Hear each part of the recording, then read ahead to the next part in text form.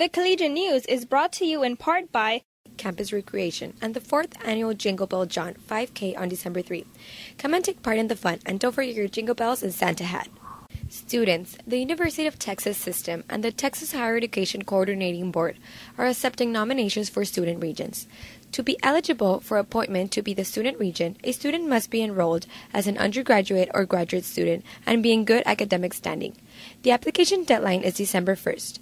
To view the full list of responsibilities and applications, go to www.utb.edu/studentregion. the Career Services Office, coaching students to explore, experience, and excel in their careers. Student Health Services will host a men's personal empowerment retreat from 8:30 a.m. to 5 p.m. Saturday, November 19th in Salon Casia at EDBC. Come by for a day-long event with helpful information regarding men's health. Take control, have fun, and learn about how to prepare yourself for a better, all-around healthier future. Breakfast and lunch are included. Complimentary gift bags, including a $10 gift card, will be presented to all participants. You are welcome to bring a guest. Don't wait to register. Spaces are limited. To register for the retreat or for more information, please contact Stephanie Castellanos at 882-3896.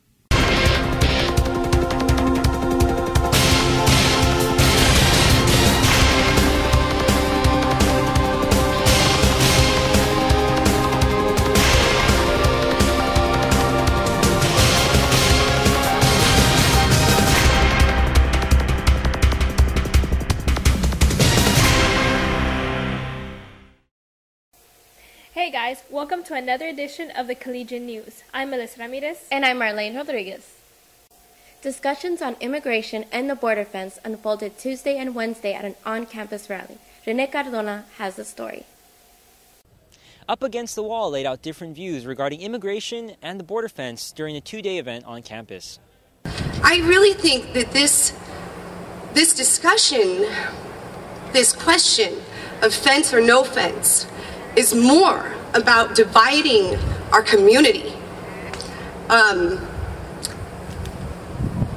Any kind of solidarity that people might have to have change in our society goes by the wayside. All the momentum fizzles out when you have an issue like this that divides everyone. And I think it's pretty silly. I think we're falling for a trap. The diverse events on the day's agenda range from street theater performances to congressmen speaking, culminating Wednesday when attendees tore through a piece of plywood that had the fence painted on it and scrawled messages. We don't want it there, and we didn't vote for it there, and we have a right to say what we want there. And fortunately, as students here on campus, we can look out of our classroom windows at the border wall, and it just reminds us of a separation that we've never had before. After guitar strums had filled the air, students expressed their views, most of which were against the border fence. The border wall is to date the single most detrimental environmental disaster to take place along the Texas-Mexico border in our lifetime.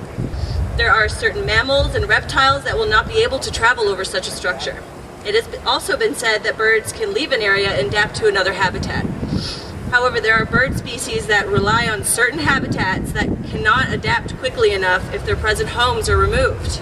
These same species are not found north of the Rio Grande, and many are just found along the actual Rio Grande itself.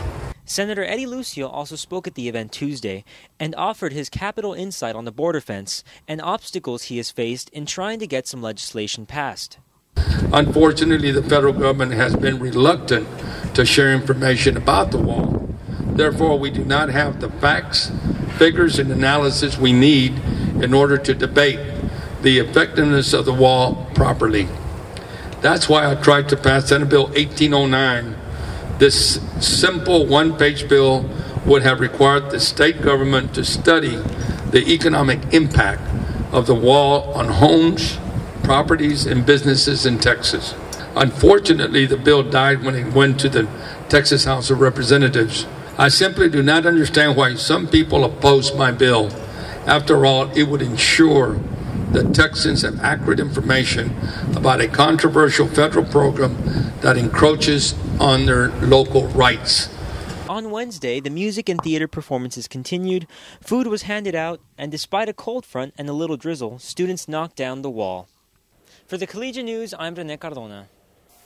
State Senator Eddie Lucio Jr. addressed the SJA on his efforts to bring a medical school to Harlingen. Stephanie Mendez files this report.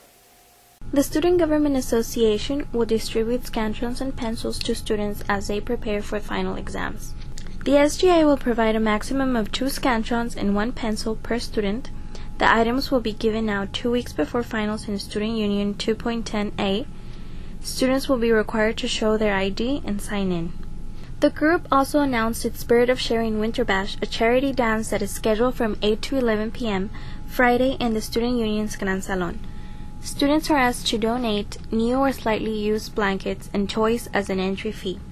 State Senator Eddie Lucio Jr. addressed the SGA, saying he's working feverishly on the establishment of a medical school in Harlingen so that many of our young people can take advantage of starting and finishing a medical career here. The Texas legislature set aside the monies for the school in 2009. We're about to have an interstate highway that would put us on the national map in terms of business, in terms of where we're located in the country. We're the only area in the entire country, and the largest metropolitan area in the country, without an interstate highway. So that's significant when it comes to economic growth. We're close to that. For the Collegian News, I'm Stephanie Mendez. An award-winning novelist, a superintendent, and a slain Immigration and Customs Enforcement Special Agent have been honored at UT Brownsville's Distinguished Alumnus Ceremony. Francisco Garza fills us in. Slain ICE Special Agent Jaime J. Zapata was the first ever recipient of the UTB Alumni Service Award, which recognizes graduates or former students for meritorious service to their university, community, state, or nation. His mother, Mary Zapata, father, Amador Zapata Jr., and brother, Amador Zapata III, accepted the posthumous honor. It is believed that life is at times one's effort in trying to fulfill dreams. At the moment, Jaime can no longer be here next to us, but I know that his dream is of always giving back. Of that dream, it is still very much alive. I know that he is watching over us and is happy for all that has been done. On behalf of Jaime's family, I would like to thank all of you for your continued support. Gonzalo Salazar and Oscar Cáceres were each honored as a distinguished alumnus. To the current students in the audience, I urge you to continue in your pursuit of knowledge. Work with resolve towards graduation. Embrace the opportunities that are set before you each day, and do not shy away from them. Do not shy away from them simply because they will cause you to work harder. Strive to find wisdom. The knowledge you acquire will lead to expertise. The expertise will provide you with opportunities for success. But wisdom, true wisdom will come when you use the knowledge and the expertise you have acquired here to create opportunities and remove obstacles for the next generation. Somewhere in this audience right now is a future novelist from Brownsville. And somewhere out there is a future university president from Brownsville. And somewhere out there is a future school district superintendent from Brownsville. And somewhere out there is a future special agent from Brownsville. He or she is sitting out there this evening. They don't know it, and we probably don't know it yet either. But all they have to do now is believe. For the Collegian News, I'm Francisco Garza. UTB TSC paid tribute Thursday to those who serve in the armed forces. Miguel Roberts was there. The Korean War, the Vietnam War, the Gulf War, the Iraq War, and finally the war in Afghanistan.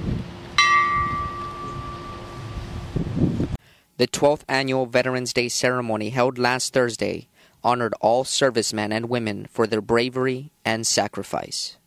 Keynote speaker Raul Salinas, a retired Army major, spoke of the remarkable sacrifice each member of the armed forces makes for the freedom of the United States.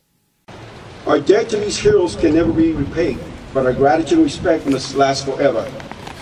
American veterans have made great sacrifices for their country. For many veterans, our nation was important enough to miss the birth of a child, freeze in sub-zero temperatures, bake in wild jungles, and also in deserts, lose limbs, and far too often lose their lives. Specialist Griselda Perez of the 812th Quartermaster Company and a participant in the university's Veterans Upward Bound program described the symbolism of the items displayed on the Prisoner of War Missing in Action table.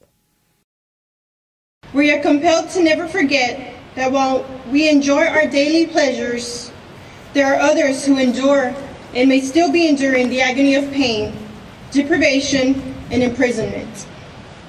Before we continue with our activities, we pause to recognize our POWs and MIAs.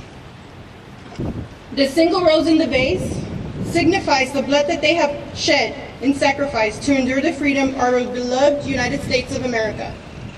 This rose also reminds us of the family and friends of our missing comrades who keep faith while awaiting their return. The red ribbon on the vase represents the red ribbon worn on the lapels of thousands who demand, with unyielding determination, a proper account of our comrades who are not among us. In addition to the 21-gun salute, taps was performed by ROTC Cadet Staff Sergeant Yarmila Chavez, and the Master Chorale Octet sang a rendition of God Bless America.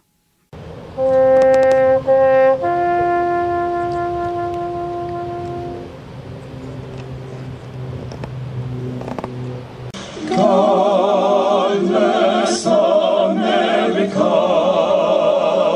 land that I love. For the Collegian News, I'm Miguel Roberts. Here's my co-anchor Marlene Rodriguez with this week's What's Your Beef? What issue do you have at campus right now?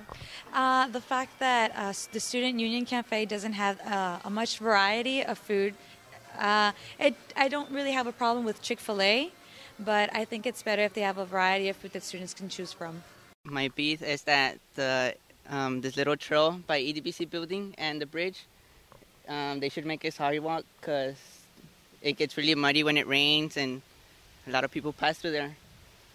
That's what I would complain about. What issue do you have at campus right now? Well, I would like for students to be more involved in the programs we have here at UTB. We have, like every week we have the different events, and actually the Collegian, it shows what events we have. And I think we need more help from the students and more like action taken by the students. I'm part of the SGA, like I said, and I think every Tuesday we meet at 3:15 in the Student Union in the organizations room, and we have a section for students to go and tell their opinion, but unfortunately just a few go. Among the many student organizations on campus is the Accounting Society. My co-anchor Marlene Rodriguez met with them last week. Hi, welcome to another edition of Club Spotlight. I'm here with Accounting Society President Brenda Gallegos, Vice President Diana Landeros, and Treasurer Gwendolyn Rivas. Well, the main purpose of the organization is to enhance the college experience and to create a network of students that are committed to their academic performance and establish a contact with local businesses that are interested in recruiting students. The Accounting Society volunteer with the Brownsville Children's Museum, Spanish Meadows Nursing Home, Proyecto Juan Diego, Casa Sofia, Save Isla Blanca, Buena Vida Halloween Fair, and others. What activities does your club participate in? Well, this semester we've been trying to be very active within the community and on campus. We've been trying to attend as most possible activities here on campus. We fundraised at all the soccer games, both women and men. We tried going to several volleyball games, and we also fundraised at this special event. I think it was a professional basketball game when George Hill came. We've also been in affiliation with the Center for Civic Engagement, and we've been doing a lot of community service. We participated in events such as Make a Difference. Membership fee, that it's for the t-shirt, that is $5, that we use them for all the semester. And also for the members to be very active in the organization so we can, for the fundraisers and build more money. That's it for Club Spotlight. For the Collegian News, I'm Marlene Rodriguez. And now with Scorpion Sports, here's Alejandro Rivera. The women's golf team concluded its semester play with a third-place finish in the UTB TSC Women's Fall Shootout, held at South Padre Island Golf Club on November 6th and 7th. The tournament was dominated by University of Texas Pan American, which won by a 40-stroke margin. The Bronx shot .315 and .319 for a total of .634. Texas A&M University Kingsville shot a .674 for second place, while UTB TSC was 5 strokes back with a .679. Rounding out the tournament were the University of Houston Victoria with a .713 total, and Texas A&M International University Laredo in the final spot with a .761. Leading the way for the Scorpions for the third consecutive tournament was freshman Eleni Muro, shooting 79 in both rounds for a .158 total, and a third-place finish in the individual scoring. Senior Crystal Garza finished in 10th place with an 85 and an 84 for a .169. Freshman Veronica Vasquez shot an 86 and an 87 in her 2 rounds, trailing Garza by 4 strokes with a .173 for 11th. Junior Kat Lira finished with 16th with an 87 and a 94 for a .181 total, and sophomore Elizabeth Garza finished 17th with scores of 91 and 92 for a .183. The Scorpions will resume play in the spring. For the Collegian News, I'm Alejandro Rivera. Well, that's it for the Collegian News. We now leave you with scenes from The Last Fire and Frogs of Cameron County, 2 plays that will be performed at 7:30 p.m. November 29, December 3rd, and December 4th in the Set B Lecture Hall. They're the work of students in Dr. Sheriff Raymond's Drama 1351 class and the Scorpion Theatrical Society. Tickets are $3 and will be available at the door. Thank you for joining us, and tune in next time. I'm Melissa Ramirez. And I'm Marlene Rodriguez. Have a great day. And the rocket's red glare, the bombs bursting in air, gave proof to the night that our flag was still there. Oh, say does that star-spangled banner yet wave o'er the land of the free and the